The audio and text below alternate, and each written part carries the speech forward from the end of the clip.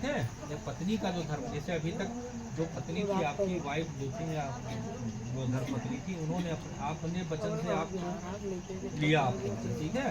अब आपका वचन है, आप इनको क्या देना उसके बारे में। मदीय चित्रांगम चा चित्रम सदाचा परिपालन चा पतिव्रता धर्म प्राणा कृतम तदा सर्व मित्रम प्रयत्नम क्रीड़ा शरीरम संस्कारम समाप्तिम दर्शनम हास्यम परिगृह यादम चा वाक्यम उद्याने मद्यपाने चा राजद्वारे पितागृहे अज्ञा बिना ना गंतव्यम पाद। हे पति व्रते देवी, मेरे चित्त के अनुसार तुम अपना भी चित्त रखती हो, सदा ही हमारी आज्ञा का पालन करना और पतिव्रता धर्म में तत्पर रहने का प्रयत्न करती रहना। साथ ही शरीर का श्रृंगार करके समाज में किसी उत्सव दूसरे के घर मेरी अनुपस्थिति में कभी मत जाना तथा पर बारहवा खड़ा है इसी तरह रात्रि में एवं बाग बगीचे आदि में मदिरालय में या मदिरा पीने वालों के मार्ग में राजा के द्वार पर और पिता गृह को मेरी आज्ञा के बिना कभी नहीं जाना स्वीकार करो तो तुम्हारे बातें हमें स्वीकार हैं। मतलब जो आपने पहले बातें साथ वचन कही थी वो आपकी कब स्वीकार होंगी, जब आप इन वचनों को मानेंगे, ठीक है, या मानेंगे। अब इसके साथ साथ इसको हम थोड़ा और विस्तृत कर दें जो कि बताया। देखिए इसमें कहा गया है कि मेरे चित्त के अनुसार तुम अपनी ही चित्त रखती हुई, मतलब अगर आप बीमार हैं या आपकी पत्नी बीमार है, ठीक है, तो एक दूसरे का सहयोग करने की भावना है, एक दूसरे का सहयोग होगा तो हमको लगता है वो बीमारी जल्दी खत्म हो जाएगी, ठीक है।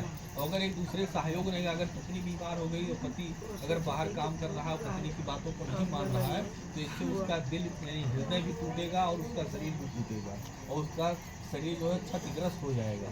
तो इसलिए उन बीमारियों में उनका सहयोग करना, आपकी एक दूसरे का सहयोग करना बहुत ही आवश्यक है। आगे इसी में हम कहेंगे, साथ ही शरीर का श्रृंगार करके समाज के उत्सव, जैसे हमने किताब में किसी ग्रंथ में पढ़ा था कि किसी मित्र की अनुपस्थिति में उसके घर कभी नहीं जाना चाहिए। जैसे आपका कोई दोस्त है, वो आपका रिलेटिव कोई रक्त से संबंध नहीं हो, लेकिन आपका वो दोस्त है, कभी आपके साथ पढ़ा था, आपके साथ खेला था, आपके साथ व्यापार किया था, अगर उसकी पत्नी उसके घर पर है और आप ये जानते हुए कि मतलब वो हमारा मित्र नहीं है या हमारा दोस्त उस घर पर नहीं है, तो आप उसकी पत्नी से कतई ना मिलें, ठीक है।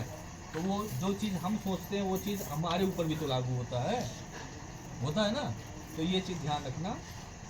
आगे इसी में एक शब्द और है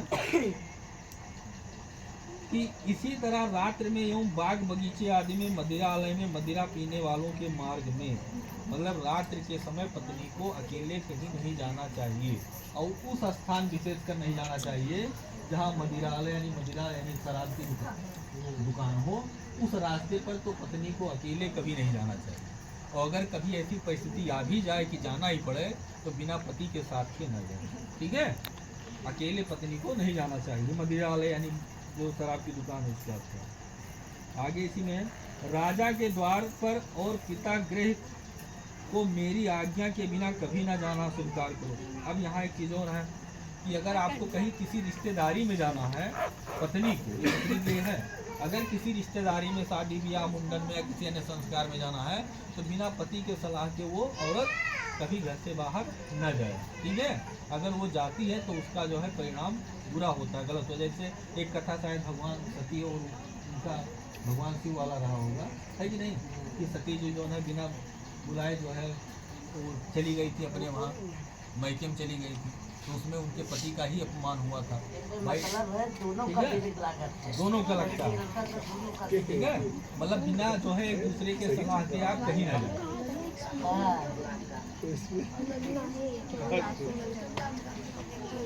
अब ये बात जो है वचन पूरा हुआ, अब आप कलश पर जो है वो चढ़ा दीजिए,